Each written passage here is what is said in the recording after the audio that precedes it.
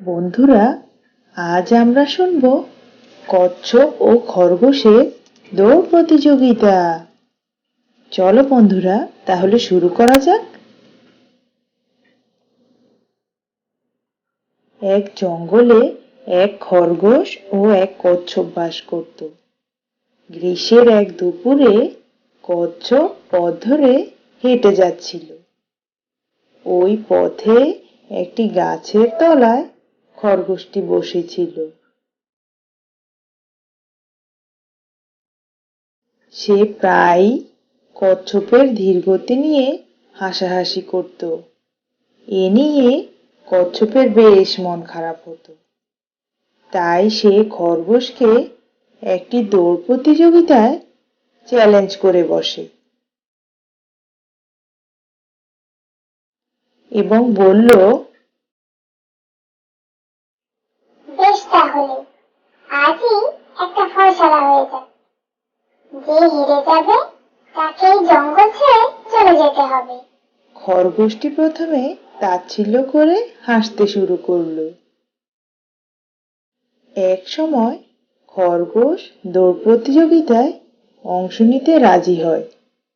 দূরের একটি বটগাছকে সীমানা হিসেবে নির্ধারণ করা হলো। যথারীতি দৌড় শুরু হলো। খরগোশ খুব দৌড়াতে লাগলো, আর কচ্ছপ তার আপন গতিতে চলতে শুরু করলো।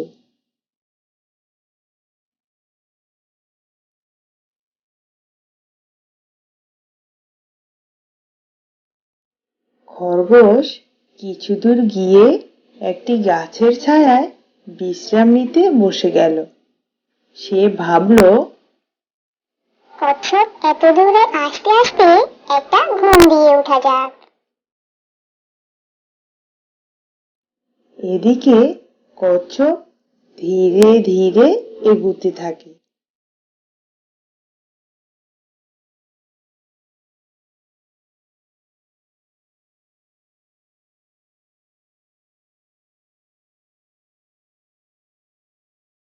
সে দেখতে পায় খরগোশ ঘুমিয়ে আছে।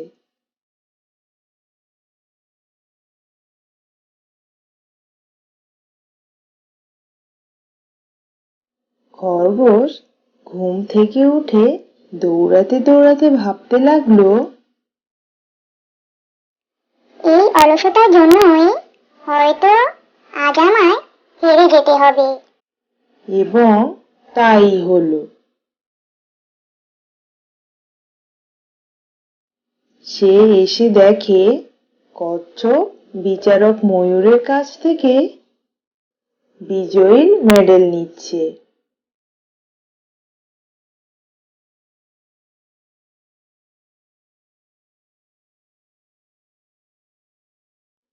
অবশেষে খরগোশ জঙ্গল ছেড়ে চিরদিনের জন্য চলে গেল।